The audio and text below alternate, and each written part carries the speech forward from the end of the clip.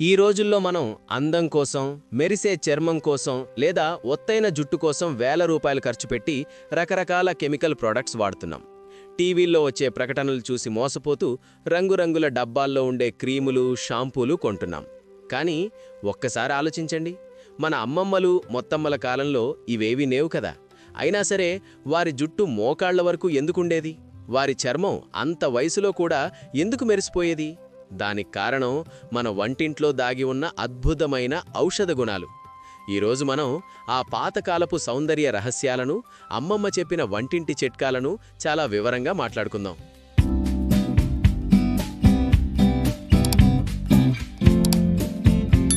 మొదటగా మనం జుట్టు గురించి మాట్లాడుకుంటే, పూర్వం జుట్టు తెల్లబడటం అనేది 60 ఏళ్ల తరువాత వచ్చేది. కానీ ఇప్పుడు 10 ఏళ్ల పిల్లలకి కూడా జుట్టు తెల్లబడుతోంది. దీనికి ప్రధాన కారణం మనం వాడే కెమికల్ షాంపూలు. అమ్మమ్మలు అప్పట్లో కుంకుడుకాయలు, సీకాకాయలను వాడేవారు. కుంకుడుకాయల్లో ఉండే శాపోనిన్ అనే పదార్థం సహజమైన నురుగునిస్తూ జుట్టులోని మురికిని క్లీన్ చేస్తుంది.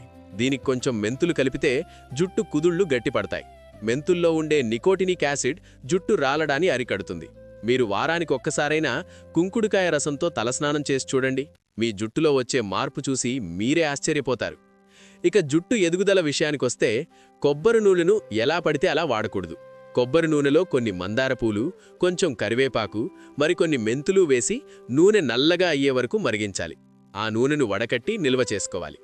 ఈ నూనెను గోరువెచ్చగా చేసి తలకు పట్టించి మసాజ్ చేస్తే స్కాల్ప్లో రక్త ప్రసరణ పెరిగి జుట్టు ఒత్తుగా నల్లగా పెరుగుతుంది. కరివేపాకులో ఉండే బీటా కెరోటిన్ జుట్టు తెల్లబడకుండా కాపాడుతుంది. ఇక చర్మ సౌందర్యం విషయానికొస్తే, అప్పట్లో సబ్బుల్లేవు కదా, మరి చర్మం ఎలా మెరిసేది అని మీకు అనుమానం రావచ్చు. దానికి సమాధానం సున్నిపిండి.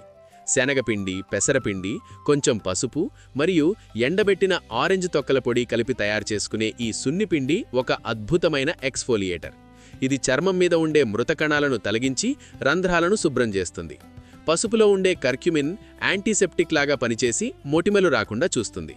మీరు స్నానం చేసే ముందు ఈ పిండిని కొంచెం పాలు లేదా పెరుగుతో కలిపి ఒంటికి పట్టించి 5 నిమిషాల తర్వాత స్నానం చేస్తే చర్మం పట్టులా మెత్తగా మారుతుంది. మార్కెట్లో దొరికే బాడీ వాష్ల కంటే ఇది 100 రెట్లు మేలు.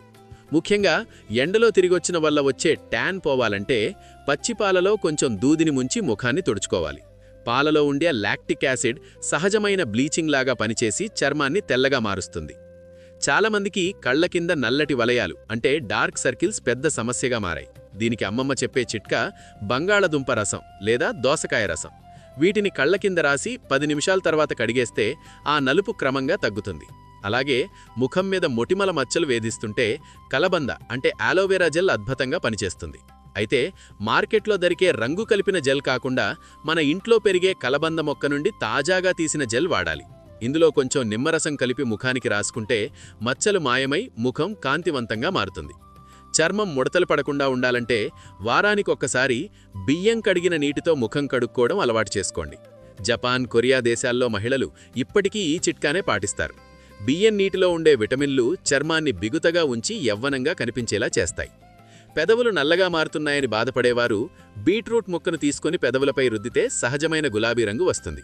కెమికల్ లిప్స్టిక్ల కంటే ఇది ఎంతో సురక్షితం. ఇక పాదాల పగుళ్ల విషయానికొస్తే, ఆముదం లేదా కొబ్బరి నూనెలో కొంచెం పసుపు కలిపి రాత్రి పడుకునే ముందు పాదాలకు రాసుకుంటే కొద్ది రోజుల్లోనే పగుళ్లు తగ్గి పాదాలు మృదువుగా తయారవుతాయి. కేవలం పైన పూతలే కాకుండా లోపల నుండి కూడా అందం రావాలంటే ఆహారం కూడా ముఖ్యమే. అమ్మమ్మలు చెప్పే ఒక ముఖ్యమైన విషయం ఏంటంటే, రోజుకి కనీసం 1 ఉసిరికాయ తినడం. ఉసిరిలో ఉండే విటమిన్ సి కొల్లాజెన్ ఉత్పత్తిని పెంచుతుంది. దీనివల్ల చర్మం మరియు జుట్టు రెండూ ఆరోగ్యంగా ఉంటాయి. చివరిగా మనం గుర్తుంచుకోవాల్సిందేంటంటే, ఈ వంటింటి చిట్కాలు ఒక్క రోజులో రిజల్ట్ ఇవ్వవు. మనం వాడే కెమికల్స్ మనకు వెంటనే ఫలితాన్నిచ్చినా అవి చర్మాన్ని లోపలి నుండి పాడు చేస్తాయి. కానీ ఈ సహజమైన పద్ధతులు కొంచెం సమయం తీసుకున్నా మీ అందాన్ని శాశ్వతంగా ఉంచుతాయి.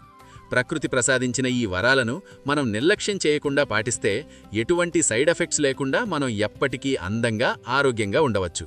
అమ్మమ్మ చెప్పిన ఈ మాటలను మన జీవన శైలిలో భాగంగా చేసుకుంటే సౌందర్యం కోసం వేల రూపాయలు ఖర్చు పెట్టాల్సిన అవసరం అస్సలుండదు.